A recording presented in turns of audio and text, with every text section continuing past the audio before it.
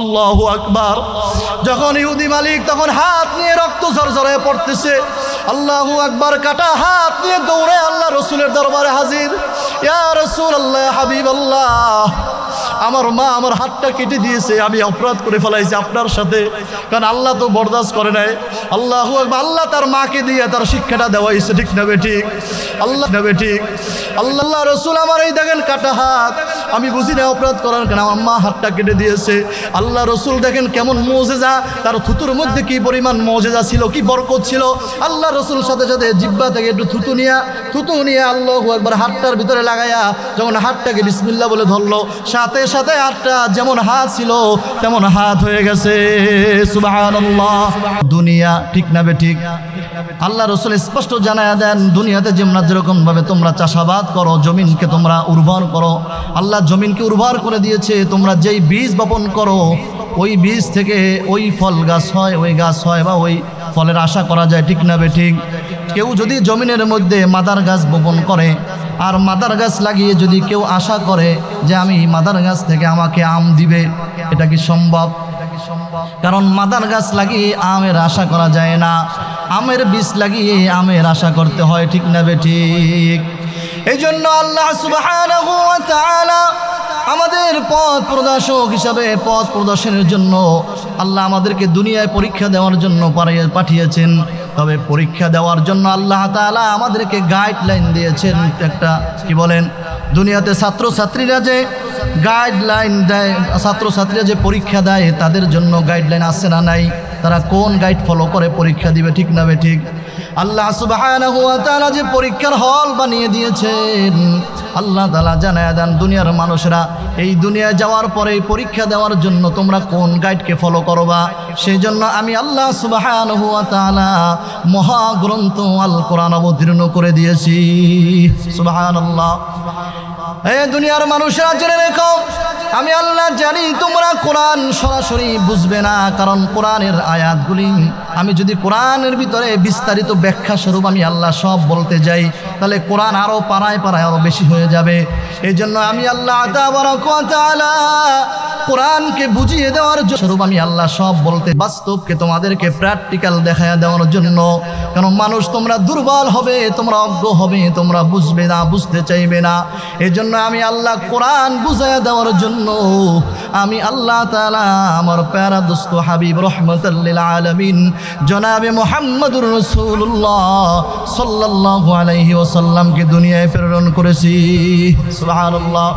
এই আল্লাহর হাবিব তোমাদেরকে কোরআন ভালো করে বুঝাইয়া দিয়া সুন্দরভাবে শুধু বুঝাবে না, নিজে প্র্যাকটিক্যাল দেখাইয়া গেছেন, কি যায় না বলেন? এবং আল্লাহ রসুল দুনিয়া থেকে যাওয়ার পরে এইটা আপনাদের সামনে কারা উপস্থাপন করবে? আল্লাহ রসুল নিজেই বলে গেছেন, আল্লাহ উলামা ওয়ারাসাতুল আম্বিয়া। কারণ আপনারা বলতে পারেন আমরা তো আল্লাহর নবীরে পাই নাই, তাহলে আমরা প্র্যাকটিক্যাল কোরআন হাদিস থেকে কোরআন থেকে আমরা কিভাবে শিখব? এজন্য আল্লাহ রসুল আমাদেরকে বলেছেন, জানায়া দিয়ে গেছে, আল্লাহ উলামা ওয়ারাসাতুল আম্বিয়া। এই যে আলেম ওলামারা বয়ান করতেছিলেন, করছেন বা করবেন, এই সক্কানি ওলামায়ে কেরামরাই হচ্ছে আল্লাহর নবীর ওয়ারিস। সুবহানাল্লাহ। তাদেরকে তোমরা ফলো করবা, তাদের কথাগুলি সহি কথাগুলি। হক্কানি ওলামায়ে কেরাম বুঝতে হবে, হক্কানি ওলামায়ে কেরাম আবার সব ওলামায়ে কেরাম না। কারণ ওলামায়ে কেরামের মধ্যেও বিভিন্ন ফিকরা আছে না নাই? কারণ কয় দামি জিনিসে ভেজাল থাকে বাজান, দামি জিনিসে কি থাকে? কয় মানুষ কয় হুজুরদের মধ্যে আবার ভেজাল থাকবে কেন বাজান? স্বর্ণের তাহলে ভেজাল দিবে কেন? কারণ দামি জিনিসের মধ্যে ভেজাল থাকে, ঠিক না বেঠিক? তাহলে এই জন্য আলেমদের মধ্যেও বুঝতে হবে, কেউ আছে নামদারি আলেম, আল্লাহু আকবার। এই জন্য আলেম বিভিন্ন প্রকার আছে, কেউ সরকারি আলেম, কেউ তরকারি আলেম। তার মানে যেখানে যেমন সেখানে তেমন। কিছু আলেম আছে হক কথা বলতে চায় না, কারণ মুসল্লি বেজার হয়ে যাবে, মহল্লা দাওয়াত কমে যাবে, বিভিন্ন কিছু সমস্যা হতে পারে। এই জন্য বিভিন্ন সময় দেখা যায় ওলামায়ে কেরামরা অনেক সময় হক কথা বলতে চায় না। এরকম আছে না নাই? কারণ থাকবে, কারণ দামি জিনিসে মানুষ ভেজাল দেয়। এই জন্য আল্লাহর তাআলা রাসূল বলেছে হক্কানি ওলামা ইকরামকে অনুসরণ করবা, যারা হকের উপরে আছে, যারা নির্দ্বিধায় সঠিক কথাগুলি তোমাদের কাছে পৌঁছায় দেবে। তারা কোনো দ্বিধাবোধ করবে না, হক কথা বলতে তারা এই চিন্তা করবে না যে আমার রক্ত ঝরবে কিনা, আমার জীবন যাবে কিনা। কারণ সেটা যদি হতো তাহলে আল্লাহ রসুল তাহলে উহুদের ময়দানে দন্দান শহীদ করা লাগতো না, কি বলেন, লাগতো কিনা? কারণ যে আল্লাহ রসুল রে মক্কার কাফেরেরা আল আমিন উপাধি দিয়েছিল, যেই আল্লাহ রসুলকে কোনো মুসলমান আল আমিন উপাধি দেয় নাই, ওই দুষ্ট কাফেরেরা মক্কার সেই মানুষগুলিরা আবু জাহিল্লারা আল্লাহ রসুলের চরিত্র দেখে তারা আল্লাহ রসুলকে আল আমিন উপাধি না দিয়া পারে নাই, বাধ্য হয়েছে। কারণ এর চেয়েতে সত্যবাদী, এর চেয়েতে ভালো মানুষ, এর চেয়ে মহামানুষ আর কেউ নেই। এই জন্য যেই মানুষগুলি আল্লাহ রসুলকে আল আমিন উপাধি দিয়েছিল, ঠিক না বে ঠিক? কিন্তু যখনই আল্লাহ রসুল বললেন না না চাচা, ও মক্কাবাসীরা তোমরা যেগুলা করো, তোমরা যে মূর্তির পূজা করো, এগুলোর জন্য এগুলা তোমাদের করণীয় ঠিক না। কারণ এক আল্লাহর ইবাদত করো, কারণ আল্লাহ একজন, আল্লাহর কোনো প্রতিছবি হয় না, কি বলেন? আল্লাহর কোনো প্রতিমা আছে নাকি? অতএব আল্লাহ রসুল বলে আল্লাহ একজন, তোমাদেরকে এক আল্লাহর ইবাদত করতে হবে। তোমরা তোমাদের বাপ দাদার ধর্মের এই সমস্ত এগুলি মূর্তি পূজা ছেড়ে দাও। যখনই বলছে তখনই আল্লাহ রসুল শত্রু হয়ে গেছে, ঠিক না বে ঠিক?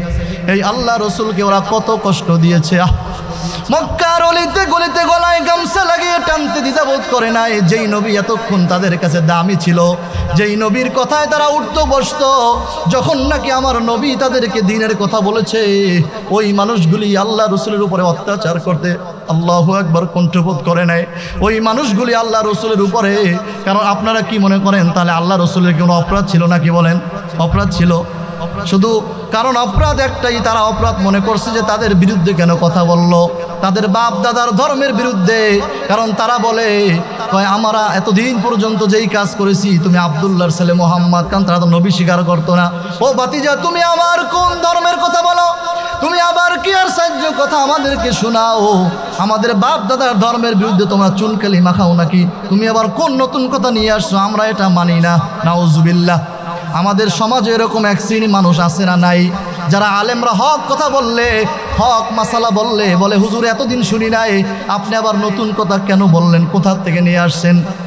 আরে এই কথা বললে বলেন তাহলে তাদের অবস্থা কি হবে? তাদের কথার সাথে কেমন জানো আবু জাহেলের কথার সাথে ওই ওতবা সাহেবার কথার সাথে মিলে যায়। কারণ ওরাও বলছিল, এ আল্লাহ রসুল আপনি যেই কথা বলেন এটা নতুন কথা, আমরা তো বাপ দাদার ধর্মের কথা পালন করে আসছি, আপনি আবার নতুন কথা কেন বলেন? তাহলে যারা এখনো হক কথা শোনার পরে যারা বলবে আমরা বাপ দাদার কথা হুজুর আগে কোনো দিন শুনি নাই, আসলে কি ইসলামের কথা কি নতুন নাকি? বলেন, ইসলামের কথা পুরানো কথাই, ইসলামের কথাই হক কথা। তবে আপনার আমার কান পর্যন্ত হয়তোবা আসতে দেরি হয়েছে, ঠিক না? ঠিক। কারণ অনেকের কান পর্যন্ত পৌঁছাইতে দেরি হয়েছে, কিন্তু একজন ইমানদার মুসলমানের করণীয় হলো যতই দেরি হোক না কেন, যতই বাতিল ফেকরা থাকুক না কেন, যখনই কোনো ইসলামের হক কথাগুলি আসবে সে এটাকে অনুধাবন করার চেষ্টা করবে, এটাকে বোঝার চেষ্টা করবে এবং কোনো দ্বিধাবোধ না করিয়া নির্দ্বিধায় ওটাকে মেনে নিবে। এটার নাম মুসলমানি। এজন্য আমি আপনাদের সামনে আয়াতে কারিমা তেলাওয়াত করছিলাম সূরাতুল বাকারার 208 নম্বর আয়াত। অনেকের পরিচিত আয়াত, কারণ আল্লাহ তাআলা এই আয়াতের মধ্যে ডাক দিয়া বলেন, ইয়া আইয়ুহাল্লাযীনা আমানু দুখুলু ফিস-সিলমি কাফা ولا تتبعوا خطوات الشيطان।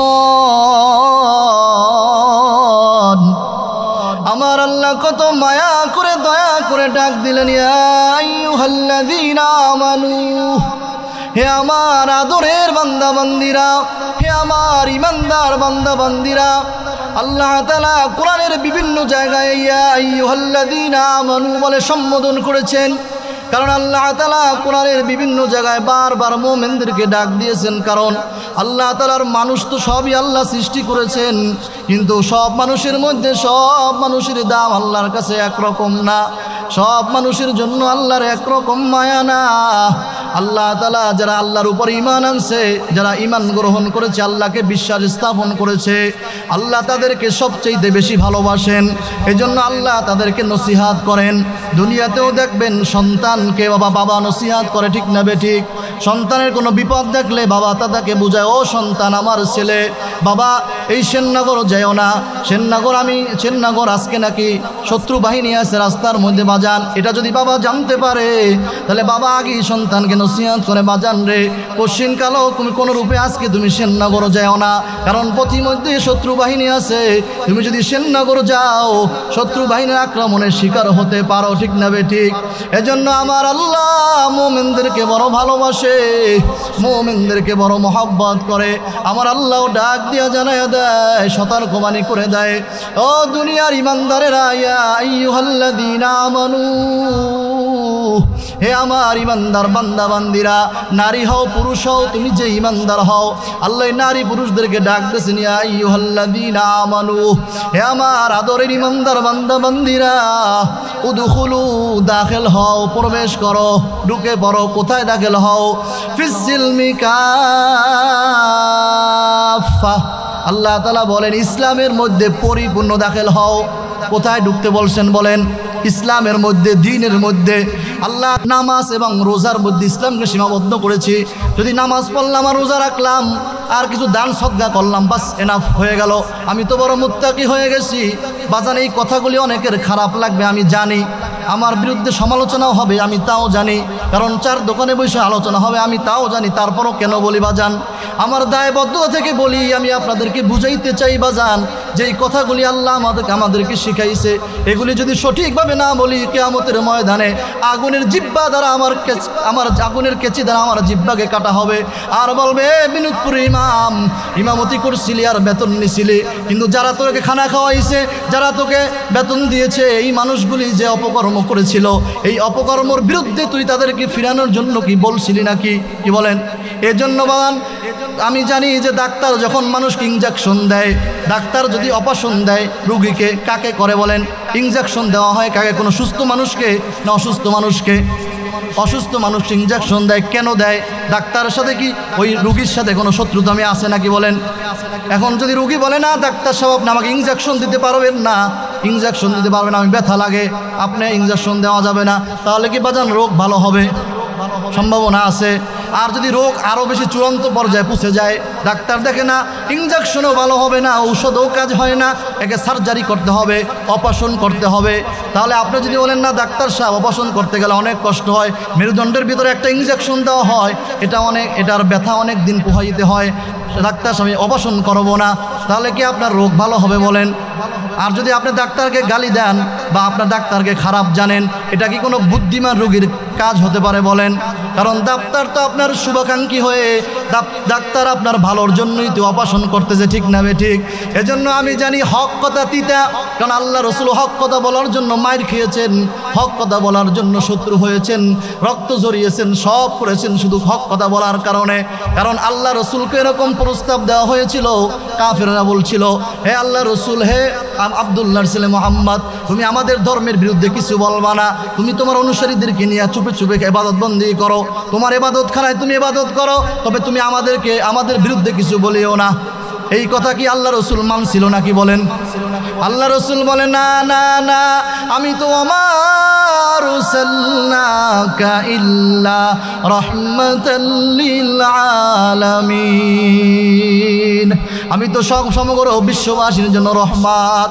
আল্লাহ তো আমাকে তোমাদের হেদায়েতের জন্য পাঠিয়েছে, আমার কাজ হলো তোমাকে বলা, তোমরা উল্টা পাল্টা করলে সেটার বিরুদ্ধে আমাদেরকে বলা, অবস্থান তৈরি করা। এজন্য আল্লাহ রসুল তাদের কথায় থেমে থাকে নাই। এজন্য হক্কানি ওলামায়ে কেরামের দায়িত্ব, তারাও থেমে থাকে না। তাদেরকে আপনারা যতই গালি দেন, যতই যা করেন না কেন, কিন্তু যেটা হক এটা বলবি, মানবেন কি মানবেন না বাজান, সেটা হলো আপনার বিষয়, আপনার আল্লাহর বিষয়, ঠিক না বেঠিক? কারণ আমাদের দায়িত্ব বলা, পৌঁছায়া দেওয়া, মানবেন কি মানবেন না সেই হিসাব নেবে আল্লাহ। কারণ আল্লাহ রসুলও যখন তার চাচাকে বারবার দাওয়াত দিছিল, আল্লাহ রসুল একবার মন খারাপ হয়ে বসে আছেন, কারণ চাচা তার দাওয়াতকে প্রত্যাখ্যান করে, তাকে মার দেয়, কষ্ট দেয় আরো। তখন আল্লাহ রসুলকে আল্লাহ তাআলা আয়াত নাজিল করে জানায়া দেন, হে আমার দোস্ত হাবিব, হেদায়েতের মালিক আমি আল্লাহ। আপনার মন খারাপ করার জন্য কোনো কারণ নাই, আপনি মন খারাপ করিয়েন না। আপনি শুধু তাদের কাছে বলতে থাকেন, দাওয়াত দিতে থাকেন, দাওয়াত গ্রহণ করলো কি করলো না এই হিসাব নেব আমি আল্লাহ। কারণ আমি আল্লাহ ঢিল দিছি রশি ঢিল দিয়েছি। যখন কোনো ঘুড়িওয়ালা ঘুড়ি উড়ায়, ঘুড়িওয়ালা যখন ঘুড়ি আকাশের মধ্যে উঠে যায়, ঘুড়ি কেমন কেমন যেন তাও দেয় আর মানে লারা দিয়ে বুঝাইতে চায় মালিককে, ও মালিক আমি দেখো কত উপরে উঠে গেছি, তুমি আর আমাকে নামাইতে পারবে না, তুমি আর আমাকে ধরতে পারবে না, আমি স্বাধীন হয়ে গেছি, দেখো না আমার কত শক্তি, আমি এখন আকাশে উঠতেছি। কিন্তু ঘুড়িওয়ালা ডাক দিয়ে বলে, ও ঘুড়ি তুমি যেখানে ওঠো না কেন, রশি আমার হাতে, নাডই আমার হাতে, সন্ধ্যাবেলা আমি টান দিব, তুমি আসতে বাধ্য। ঠিক না বেঠিক? আমার আল্লাহ বলে, দুনিয়ার মানুষ পরীক্ষার আল ছেড়ে দিয়েছি, তোমার সামনে ভালো আছে মন্দ আছে, রাস্তা দেখানোর জন্য ব্যবস্থাও করে দিয়েছি, হক্কানি আলেম ওলামা পাঠিয়েছি, নবী রাসূল পাঠিয়েছি, তোমাদেরকে বুঝাইবে, মানলে তুমি কামিয়াব হবে, না মানলে তুমি না কামিয়াব হবে। এই হিসাব নেওয়ার জন্য আমি আল্লাহ কিয়ামতের ময়দান কায়েম করে রাখছি। এই জন্য বাজান বলতেছিলাম যে আল্লাহ তাআলা বলছে, উদখুলু ফিস সিলমি কাফা, ইসলামের মধ্যে পরিপূর্ণ ঢুকতে হবে। যেহেতু বাজান আমরা নামাজ পড়ি, রোজা রাখি, আমরা অধিকাংশ মানুষ, কারণ যারা এখানে আসছে এরা সবাই নামাজ পড়ে, রোজা রাখে, আমি আশাবাদী। ঠিক না বেঠিক? কিন্তু দেখা যায় আমাদের মধ্যে আরও অনেক জিনিসের ত্রুটি আছে, কারণ আমরা ব্যবসা সঠিকভাবে করতে পারি না, আমাদের লেনদেন ঠিক হয় না। কিন্তু ইসলামের মধ্যে ব্যবসা কেমনে করতে হবে এই নিয়ম নীতি আছে না নাই বাজান?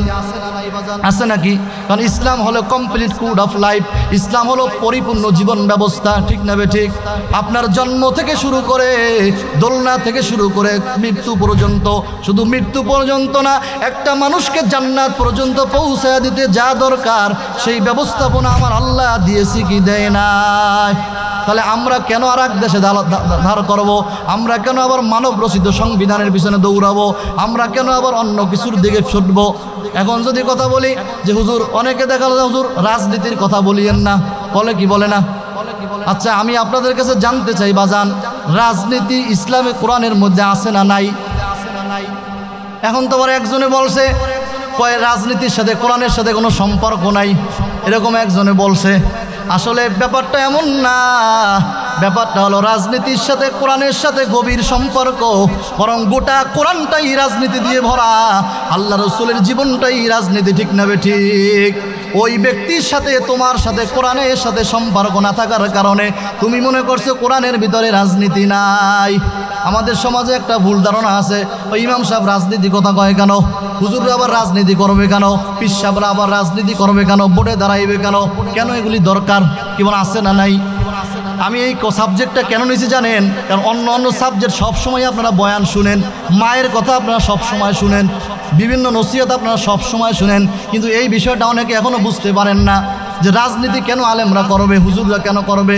বাজান রাজনীতি শিখে গেছেন আমার হাবিব, আপনার আমার মায়ের নবী মুহাম্মদুর রাসূলুল্লাহ সাল্লাল্লাহু আলাইহি ওয়াসাল্লাম, এবং কোরআনের মধ্যে আল্লাহ তাআলা এই রাজনীতির কথা বলছেন কি বলেন নাই? আল্লাহ তাআলা স্পষ্ট জানিয়ে দিয়েছে, ইনিল হুকমু ইল্লা লিল্লাহ। আল্লাহ বলে জমিন আমার, সাবধান করে জানাইয়া দেন, কোরআনে আয়াত বলছি, বিশ্বাস না করলে পৃষ্ঠা খুলে দেখবেন। আল্লাহ তাআলা স্পষ্ট জানাইয়া দেন, ইনিল হুকমু ইল্লা লিল্লাহ, এই জমিন কার? আল্লাহ বলে জমিন আমার, আল্লাহ বলে জমিন আমার, আর এই আমার জমিনে আল্লাহ বলে হুকুমত চলবে আর একজনের, নাকি? আল্লাহ বলে হুকুমত চলবে আমার। আল্লাহ দুনিয়ার মানুষদেরকে জানায় দেয়, দুনিয়ার মানুষেরা, এই জমিন তো আমি সৃষ্টি করেছি, এই জমিন তোমার বাবা বানায় নাই, এই জমিন তোমার দাদা বানায় নাই, তোমার 14 পুরুষ বানায় নাই, কোনো স্বামীও বানায় নাই, কোনো স্ত্রীও বানায় নাই, এই জমিন কেউ সৃষ্টি করে নাই। আল্লাহ বলে এই জমিন আমি আল্লাহ সৃষ্টি করেছি, অতএব আল্লাহর জমিনে বিধান চলবে একমাত্র আল্লাহর। কিন্তু বাংলার জমিনে আল্লাহর বিধান দিয়ে কি সমাজ ব্যবস্থা চলে কিনা বলেন? চলে? চলে না। কেন চলে না? এখন প্রশ্ন এখানে, এর পিছনে দায়বদ্ধতা আপনার আমার আছে না নাই? অবশ্যই আছে। আল্লাহ তাআলা বলছেন যে প্রত্যেকটা মানুষকে ইসলামকে ক্ষমতায় নেওয়ার জন্য, কারণ কোরআন দিয়ে দেশ চালাতে হবে। আজকে স্বাধীনতার 53 বছর পেরিয়ে গেছে, 54 বছরে পদার্পণ করেছে, কিন্তু আপনি তালাশ করে দেখবেন ক্ষমতার পালাবদল হয়েছে। একের পর এক নেতা ক্ষমতায় যায়, আর একজন আসে। 53 বছরে বহু নেতার ক্ষমতার পালাবদল হয়েছে, বহু নেত্রীর পালাবদল হয়েছে, কিন্তু মানুষের ভাগ্যের, এই গরিব দুঃখী মেহনতের মানুষের ভাগ্যের পরিবর্তন হয় নাই। ঠিক কিনা বলেন? কেন হয় না? প্রশ্ন কোথায়? সবাই তো শান্তি দিতে চায়, সবাই তো সুন্দরভাবে চালাইতে চায়, কেন পারে নাই? কারণ একটা নেতাও কোরআন দিয়ে দেশ পরিচালনা করে নাই।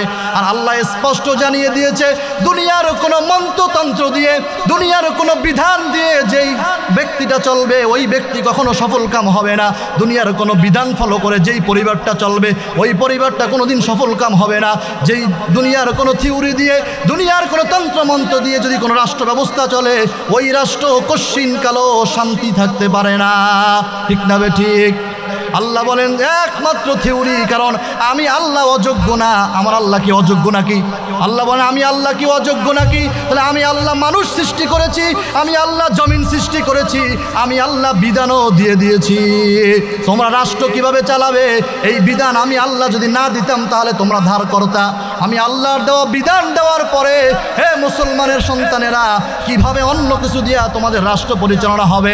আর ওইটা হচ্ছে, আর আশা করো তোমরা আমরা শান্তিতে থাকবো, শান্তিতে বসবাস করব, এই দেশে ধর্ষণ হবে না, এই দেশে খুন হবে না, লুটতারাজ হবে না, চুরি হবে না, এগুলো বন্ধ হবে, এটা আশা করা মানি।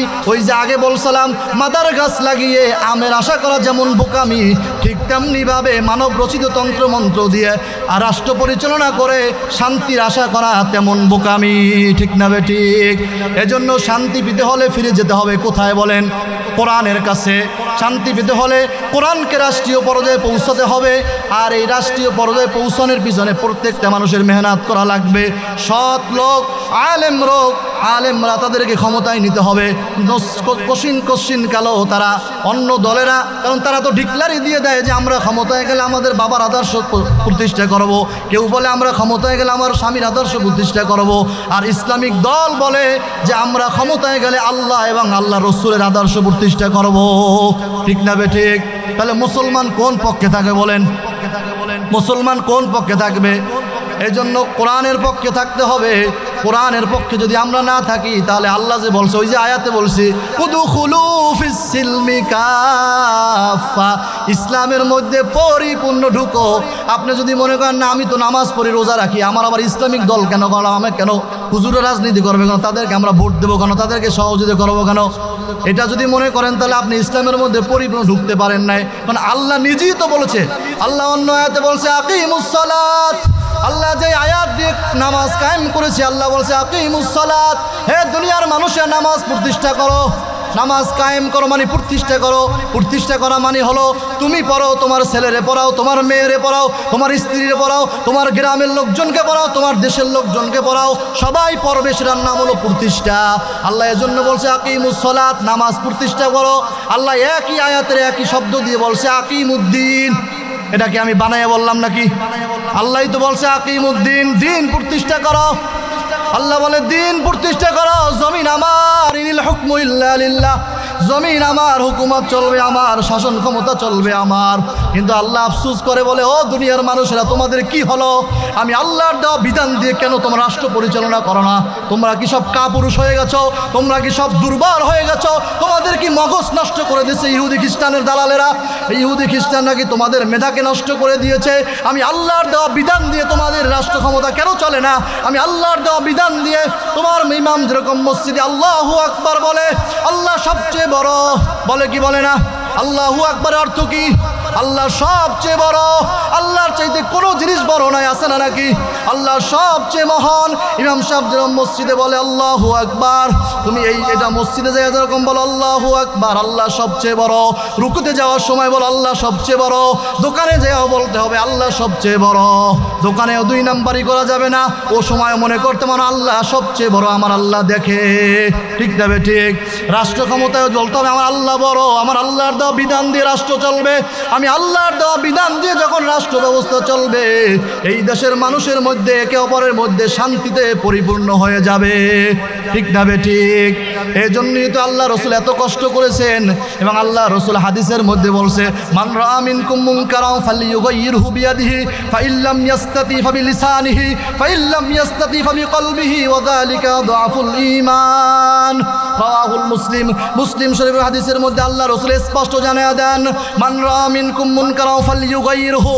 হে দুনিয়ার উম্মতেরা ভালো করে শুনিয়া লাও, কান খাড়া করে শুনিয়া লাও, মগজ খুলে শুনে রাখো। আল্লাহ রসুল দীপ্ত কণ্ঠে জানিয়ে দেন, মান রাআ মিনকুম মুনকারান ফালইয়ুগাইয়িরহু। যখন তোমার সামনে কোনো মানুষ অন্যায় করবে, যখন তোমার সামনে কোনো সমাজের মধ্যে অন্যায় কাজ হবে, তখন তোমার শক্তি থাকলে হাত দ্বারা প্রতিহত করো। এটা কে বলছে? আমি বলছি? আরিফ বিন হাবিব সাহেব বলছে নাকি? কে বলছে? রহমাতুল লিল আলামিন নিজে বলছেন, তখন তোমাদের সামনে সমাজে কোনো অন্যায় কাজ হয়, তোমার যদি সেই পরিমাণ শক্তি থাকে তাহলে হাত দ্বারা প্রতিহত করো, এটা তোমার দায়িত্ব। এরপরে বলছে ফাইল্লাম ইয়াস্তাতি ফাবিলিসানিহি। হে মুসলমানেরা শুনে রাখো, যদি তোমার সেই পরিমাণ শক্তি না থাকে, দুর্বল হও, তাহলে তোমার মুখ তো আছে, আল্লাহর দেওয়া জিহ্বা তো আছে, জবান আছে। এই জবান দিয়ে এমনভাবে বলো যেন সমাজের অন্যায় কাজ দূর হয়ে যায়। এরপরে ফাইল্লাম ইয়াস্তাতি ফাবিকলবিহি। আল্লাহ রসুল বলে, যদি সেই অবস্থাও তোমার না থাকে, তুমি যদি এতই দুর্বল হও, তোমার বলার ক্ষমতাও যদি তোমার না থাকে, তাহলে ফাইল্লাম ইয়াস্তাতি ফাবিকলবিহি, তাহলে তোমার অন্তরের মধ্যে শখ আঁকো, অন্তরের মধ্যে পরিকল্পনা করো এবং ঘৃণা করো। শুধু ঘৃণা নয়, শুধু ঘৃণার ব্যাখ্যা না, আল্লাহ রসুল বলে পরিকল্পনা করো। ঘৃণা তো করবাই, ওই কাজের সাথেও যাবা না, ওই অন্যায় কাজের কাছেও যাবা না, কাছে তো যাবা না, যাবাই না। ঘৃণা তো করবাই। ফাইল্লাম ইয়াস্তাতি ফাবিকলবিহি। আল্লাহ রসুল বলে মনে মনে পরিকল্পনা করবা, কিভাবে এটা বন্ধ করা যায়, কারে ধরলে বন্ধ করা যায়, কি করলে বন্ধ করা যায়। এই পরিকল্পনা তোমাকে যদি না করো, এটা ইমানদারের তৃতীয় অবস্থান। এরপরে আল্লাহ রসুল, হাদিস শেষ হয় নাই, আল্লাহ রসুল বলে যালিকা দুআফুল ঈমান। আর সাজ্য বাবার এখানে আল্লাহ রসুল বললেন যালিকা দুআফুল ঈমান। ইমানের দুর্বলতম অবস্থা হলো শেষেরটা। এটা কি? ইমানের দুর্বল অবস্থা। মনে মনে পরিকল্পনা করা আর চিন্তা করা, অন্যায় দেখলে এটা কিভাবে বন্ধ করা যায়, এটা যে ইমানদার করবে, আল্লাহ রসুল বলে যালিকা দুআফুল ঈমান। এটা হলো ইমানের দুর্বলতম অবস্থা। তাহলে এখন বুঝেন, যার অন্তরে অন্যায় দেখলে বিন্দু পরিমাণ চিন্তা ফিকিরও আসে না, বাধা তো দূরের কথা, যারা বাধা দেয়, তাদের বিরুদ্ধে অবস্থান নেয়, তাদের সমালোচনা করে, তাহলে তাদের অবস্থানটা কোথায়? বাজান একটু নিজে চিন্তা করেন যে আমার মধ্যে, আল্লাহ রসুল স্পষ্ট জানাই দিয়েছেন, ইমানের মাপকাঠি দিয়ে দিয়েছেন যে যার ভিতরে অন্যায় দেখলে ঘৃণা আসবে, গুরু বেকাইবে, মনের মধ্যে ঘৃণা আসবে, পরিকল্পনা আসবে যে হারে না, সমাজের মানে একটা অন্যায় কাজ হচ্ছে, এটা কিভাবে বন্ধ করা যায়, এই চিন্তা ফিকির যার মধ্যে, আল্লাহ রসুল বলে সেটা হলো ইমানের দুর্বলতম অবস্থা। আর এতটুকু যদি যার ভিতরে না আসে, এতটুকু যদি না আসে, সে যদি গায়ে তাদের সাথে আরও তাল মিলিয়ে দেয়, তাদের সহযোগী হয়ে যায়, বুদ্ধি মেধা পরামর্শ দিয়ে সহযোগিতা করে, তাহলে বলেন তাদের ইমানের অবস্থা কি? আল্লাহ আপনারাই আপনাদের বিচার করবেন যে আল্লাহ রসুলের হাদিস অনুযায়ী তাদের ইমান আছে না নাই, এটা আপনারা যার যার অবস্থান সেই বুঝে নেবেন। এই জন্যই তো বাজান, আল্লাহ রসুল যেরকম মায়ের নবী ছিলেন, আল্লাহ রসুল যেরকমভাবে, আল্লাহ রসুল ইহুদি মালিক যখন, আল্লাহ রসুল শ্রমিক ছিলেন, জানেন কি জানেন না? কারণ আল্লাহ রসুল নিজেই চেয়ে নিয়েছেন আল্লাহর কাছ থেকে, আল্লাহ আমি রসুল, আমি এতিম ছিলাম, আমি জন্মের আগে আমি বাবা হারিয়েছি, আমার জন্মের পরে 5 বছর 6 বছর বয়সে আমার মাও হারিয়েছি। ও আল্লাহ, তুমি আমাকে এতিমদের সাথে বানাইছো, আমাকে এতিম করে বানাইছো, এতিমদের দরদ বোঝার জন্য। ও আল্লাহ, আমি চাই যেন আমি দুনিয়াতে গরিব থাকি, কারণ আমার উম্মতের মধ্যে অধিকাংশ থাকবে গরিব, এজন্য আমি অধিকাংশ লোকের সাথে থাকতে চাই, আমি বড় লোক থাকতে চাই না। আল্লাহ রসুল বলে, আল্লাহ আমাকে গরিব করে রাখো, আমি একদিন খেয়ে থাকবো, আর আমি আল্লাহ তোমার শুকরিয়া আদায় করব, আর একদিন না খেয়ে থাকবো, আমি আল্লাহ তোমার উপরে ধৈর্য ধারণ করব। সুবহানাল্লাহ। এই জন্য আল্লাহ রসুল গরিব ছিলেন, চেয়ে নিয়েছেন নিজে। আল্লাহ রসুল যখন একদিন ইহুদি মালিকের বাড়ি কাজ করতেছিলেন, ইহুদি মালিকের বাড়িতে, আপনারা এই ঘটনা অনেকে শুনছেন বা শুনেন নাই, ইহুদি মালিকের বাড়ি আল্লাহ রসুল শ্রমিকের কাজ করে। কিসের কাজ? শ্রমিকের কাজ। এজন্য বাজান, কেউকে ছোট জানবেন না, কাজ ছোট হোক, যত ছোট হোক, যদি হালাল কাজ হয় এটা অনেক সম্মানে, ঠিক না বে ঠিক? আর যদি টাকাও কোটি টাকাও কামাই করে, আর যদি সেটা অসৎ হয়, হারাম হয়, এর কোনো বিন্দু মাত্র দাম নাই আল্লাহর কাছে, কারণ এর জন্য আরও জাহান্নাম। এই জন্য আল্লাহ রসুল কাজকে প্রাধান্য দিয়েছেন। আল্লাহ রসুল ইহুদি মালিকের বাড়ি কাজ করতেছিলেন, শ্রমিকের কাজ। আমি সংক্ষেপ করে বলি বোঝানোর জন্য যে আল্লাহ রসুল কেমন চরিত্রের ছিলেন।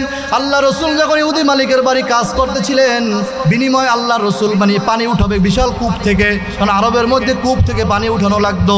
এই বিশাল কূপ থেকে পানি বালতি ফেলে, টুপরি ফেলে পানি উঠাইতে হতো।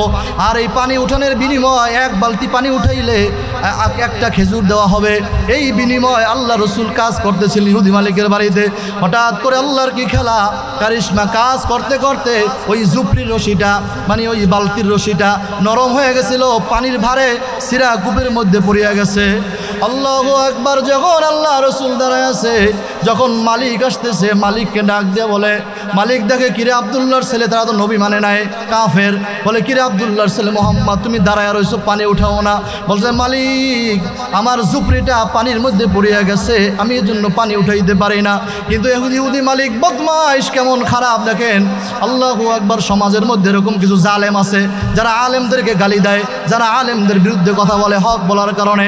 ওই ইহুদি মালিক আল্লাহু আকবার বুঝে নাই, আল্লাহ রসুলকে চিনতে পারে নাই। আমার মায়ের নবী রহমাতুল লিল আলামিন, যার সোনার চেহারার মধ্যে, যার শরীর মোবারক পর্যন্ত, যার শরীর মোবারকের মধ্যে একটা মশা মাছি বসা পর্যন্ত হারাম ছিল, আল্লাহ হারাম করে দিয়েছে। যেই নবীর গায়ে কোনো মশা মাছি পর্যন্ত বসতে পারতো না। ওই ইহুদি মালিক দেরি না করিয়া আল্লাহ রসুলের সোনার চেহারা মোবারকের মধ্যে একটা চর লাগিয়ে দিয়েছে। নাউজুবিল্লাহ, সবাই বলেন নাউজুবিল্লাহ। কিন্তু আল্লাহ রসুল দেখেন কেমন মায়ার নবী ছিলেন। আল্লাহ রসুল তখন আর ওই ইহুদি মালিককে কিছুই বললেন না, পূর্তি উত্তরে কিছুই বললেন না। আমরা হইলে তারও ইহুদি মালিককে দুইটা লাগাইয়া দিতাম, আরে বেটা তোর বাড়ি কাজ করতে আইছি, তুই কেন রশি নরম দিলি, তুই দেখবি না আমাকে রশিটা নরম কিনা, ঠিক না? আমরা উল্টা আরও দুইটা লাগাইয়া দিতাম।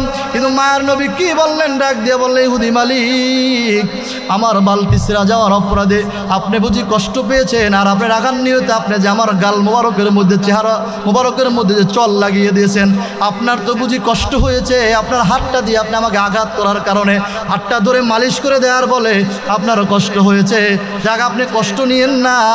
এই কথা বলার পরে ইহুদি মালিক যখন বাড়ির মধ্যে চলে গেছে, আর ওই মালিকের বাড়ির থেকে, ইহুদি মালিকের বাড়ির থেকে ওই মা, ইহুদির মা তাকায়া তাকায়া দেখতেছিল অবস্থাটা। আল্লাহু আকবার। মহিলা মানুষ যদিও বিধর্মী হয়, মনটা বড় নরম হয়, ঠিক না বে ঠিক?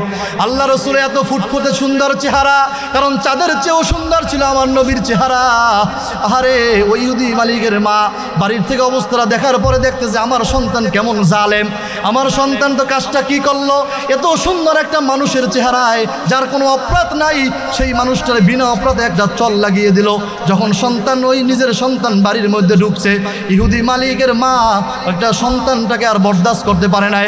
সে যাইয়া ঘর থেকে একটা দাও নিয়া সাথে সাথে যখন তার সামনে আসছে, একটা কোপ দিয়া ওই সন্তানটার হাতটাকে দ্বিখণ্ডিত করে দিয়েছে। আল্লাহু আকবার। যখন ইহুদি মালিক তখন হাত নিয়ে রক্ত ঝরঝরে পড়তেছে, আল্লাহু আকবার, কাটা হাত নিয়ে দৌড়ে আল্লাহ রসুলের দরবারে হাজির। ইয়া রাসূলুল্লাহ, হাবিবাল্লাহ, আমার মা আমার হাতটা কেটে দিয়েছে, আমি অপরাধ করে ফেলাইছি আপনার সাথে, কারণ আল্লাহ তো বরদাস্ত করে নাই। আল্লাহু আকবার। আল্লাহ তার মাকে দিয়ে তার শিক্ষাটা দেওয়াইছে, ঠিক না ঠিক? আল্লাহ যখন হাত নিয়ে হাজির, আল্লাহ রসুল আমার এই দেখেন কাটা হাত, আমি বুঝি না অপরাধ করার কারণে আমার মা হাতটা কেটে দিয়েছে। আল্লাহ রসুল দেখেন কেমন মুজিজা, তার থুতুর মধ্যে কি পরিমাণ মুজিজা ছিল, কি বরকত ছিল।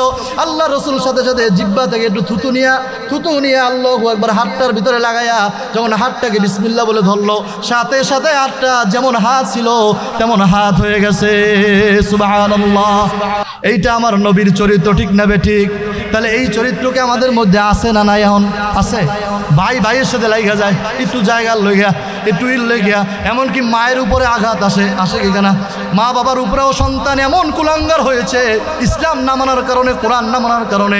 এমনকি মা বাবার সাথেও তারা দুর্ব্যবহার করতে, মা বাবার সাথে অনেক কুলাঙ্গার সন্তান মা বাবার গায়ে হাত দেয়। নাউজুবিল্লাহ, নাউজুবিল্লাহ। আল্লাহু আকবার। এই জন্য আমার নবীর এটা ছিল একটা চরিত্র। দেখেন, শুধু একটা চরিত্র দেখেন। এরপরে আল্লাহ রসুল দেখেন এই যে হাত দিয়া ইহুদি মালিক আঘাত করার পরেও কিন্তু ইহুদি মালিককে কিছু বলে নাই, আর উল্টা বলছে আমাকে চর দেওয়ার কারণে আপনার হাতে ব্যথা পাইছেন নাকি। আবার সেই মুহাম্মদ রাসূলুল্লাহ সাল্লাল্লাহু আলাইহি ওয়াসাল্লাম যখন ইসলামের বিরুদ্ধে বেদিন যখন অবস্থান নিয়েছে, ইসলামের বিরুদ্ধে কোরআনের বিরুদ্ধে যখন কথা বলেছে, আল্লাহ রসুলের মক্কি জীবন ছিল 13 বছরের, শুধু মানুষকে মায়ের খাইছে, তাইফের ময়দানে মায়ের খাইছে, রক্ত ঝরাইছে, যত আল্লাহু আকবার আবু জাহেলের কাছে যে মায়ের খাইছে, আবু জাহিল গলায় গামছা লাগা টানছে, আল্লাহ রসুল কিছু বলে নাই। আল্লাহ তাআলা বলে সবর করছে। আল্লাহ বলছে আমার হাবিব ধৈর্য ধরেন, সবর করেন, সময় আসতেছে। কিন্তু দেখেন এই আল্লাহ রসুলে যখন মাদানী জীবনের মধ্যে আল্লাহ রসুল যখন দেখলেন না এখন আর কাজ হবে না, আল্লাহ অর্ডার দিয়ে দিন আমার হাবিব এখন আর কাজ হবে না, 13 বছর হয়ে গেছে, সহ্য করা হয়ে গেছে, দেখা হয়ে গেছে, আদর করা হয়ে গেছে, বোঝানো হয়ে গেছে, সব সম্ভব হয়ে গেছে, এখন আপনাকে যুদ্ধ করতে হবে, এখন আপনাকে ইসলামের বিরুদ্ধে কথা বলতে হবে। এই জন্য আল্লাহু আকবার, আল্লাহ রসুল যেই হাত দ্বারা ইহুদি মালিককে মালিশ করেছিল, এই হাত দ্বারাই আবার তরবারি নিয়ে খোলা তরবারি নিয়ে ময়দানে ঝাঁপিয়ে পড়ছিল কি পড়েন না বলেন। শুধু কি তাই, একটা নয় দুইটা নয় 27টা যুদ্ধের সেনাপতির দায়িত্ব আমার রসুল করেছেন, ঠিক না বেঠিক।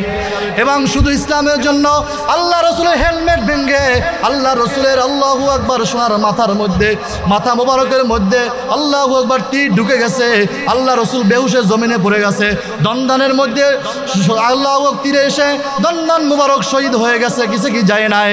কেন গেছে? এই ইসলামের বিরুদ্ধে যারা কথা বলছে তাদেরকে সাইজ করার জন্য, ঠিক না বেঠিক। তাহলে ইসলামের যুদ্ধ আছে না নাই? যেখানে যেমন তেখানে তেমন। কি বলেন? অনেকে মনে করে না ইসলাম শুধু নরম, না, নরমের জায়গায় নরম, যাকে হাত বুলাইলে হয়ে যাবে তাকে হাত বুলাও, তাকে তো মারার দরকার নাই। কিন্তু যারা ইসলামের বিরুদ্ধে না কাজ হবে না, ইসলামের বিরুদ্ধে যারা কথা বলবে, কিছু কুলাঙ্গার যারা আছে, যারা ইসলাম নিয়ে কথা বলে, যেরকম নারায়ণ দাসের মতো কুলাঙ্গার এই মেঘনার মাটিতে দাঁড়াইয়া আমার কোরআনের উপরে আল্লাহর দেওয়া বিধান, যেই কোরআনুল কারীম আল্লাহ নাজিল করেছে, এই কোরআনের উপরে পা রেখে ছবি তুলছে, তোলে কি তোলে নাই বলেন? এটা করার কারণে কোনো মুসলমান বরদাস্ত করতে পারে বলেন? এই সাহস কেন পাইল? যদি ইসলামী হুকুমত হতো, ইসলাম যদি রাষ্ট্রীয় পর্যায়ে থাকতো, নারায়ণ দাস কেন 14 পুরুষ সাহস পাইত না যে কোরআনকে একটু ব্যাখ্যা করে কথা বলবে, ঠিক না বেঠিক? এটা হয়েছে আপনার আমার ইমানের দুর্বলতার কারণে। কারণ আমরা চাই শুধু ইমাম সাহেবরা ইমামতি করুক, কেন রাজনীতির কথা বলবে, কেন ভোটের দরকার, কেন ইসলামের ক্ষমতায় নেবে। এই অবস্থা যদি থাকে তাহলে এরকম হাজারো নারায়ণ দাস তৈরি হবে যারা কোরআনকে নিয়ে কথা বলবে, যারা আমার সোনার নবীকে নিয়ে, আমার হাবিবকে নিয়ে, আল্লাহর হাবিবকে নিয়ে কথা বলবে। এইটা আমরা কখনো বরদাস্ত করব না। বাংলার মুসলমানেরা, এই বিনোদপুরের মুসলমানেরা যাদের মধ্যে ঈমান আছে, তারা কখনো এটা বরদাস্ত করবে না, ঠিক কেন বে ঠিক? এই দেশে ইসকন নামে কাছে ইসকন নামদারি কিছু আল্লাহু আকবার কুলাঙ্গার বের হইছে, এদেরকেও বাংলার জমিনে জায়গা দেওয়া যাবে না। কারণ বাংলাতে যে হিন্দু থাকবে, হিন্দু পরিচয় থাকবে, বৌদ্ধ থাকবে, বৌদ্ধ পরিচয় থাকবে, বরং আমরা তাদেরকে নিরাপত্তা দেই। দেখেন নাই 5ই আগস্টের পরে হিন্দুর বাড়িঘর আলেমরা পাহারা দিয়েছে, দেয় কি দেয় নাই? না আমি ভুল বলছি? আলেমরা হিন্দুদের মন্দির পাহারা দিয়েছে, এটা মুসলমানের চরিত্র। কারণ কোনো বিধর্মীর উপরে আঘাত আসবে না। তাই বলে কি সে পায়ে পড়ে আমার কোরআনের উপরে আঘাত করবে আর তখনও কি আমি আঙ্গুল চুষবো? এটা কোনো মুসলমানের চরিত্র হতে পারে না। কারণ মুসলমান কাউকে আগে আঘাত করে না, কিন্তু মুসলমানের পায়ে পড়ে যদি কেউ ঝগড়া করে তাহলে মুসলমান সেটা বরদাস্ত করে না। কারণ এটা আল্লাহ তাআলার কোরআন, আল্লাহ তাআলার দেওয়া দ্বীন হলো। আল্লাহ বলছেন ইন্নাদ-দীনা ইনদাল্লাহিল ইসলাম। আল্লাহু আকবার, আল্লাহর দেওয়া দ্বীন হচ্ছে সবচেয়ে সমস্ত ধর্মগ্রন্থের উপরে, ঠিক না বেঠিক? এই জন্য সম্মানিত হাজির, আমার সময় যেহেতু শেষ, সম্মানিত আলোচক, আল্লাহু আকবার চলে আসছে। আমি আপনাদের সামনে এটাই বুঝাইতে চাচ্ছি, বাবা আল্লাহ যে বলছে উদখুলু ফিস সিলমি কাফা, ইসলামের মধ্যে পরিপূর্ণ ঢুকতে হবে। এই জন্য ইসলামের মধ্যেও রাজনীতি আছে। আমরা যদি সবাই মিলে একাকার হয়ে, সবাই ভাই ভাই হয়ে যদি আমরা কোরআনকে রাষ্ট্রীয় পর্যায়ে নিতে পারি, ইসলামী হুকুমত কায়েম করতে পারি, তাহলে আমাদের দুনিয়ার জীবনও শান্তি হবে, মৃত্যুর পরের জীবনও শান্তি হবে, ঠিক না বেঠিক?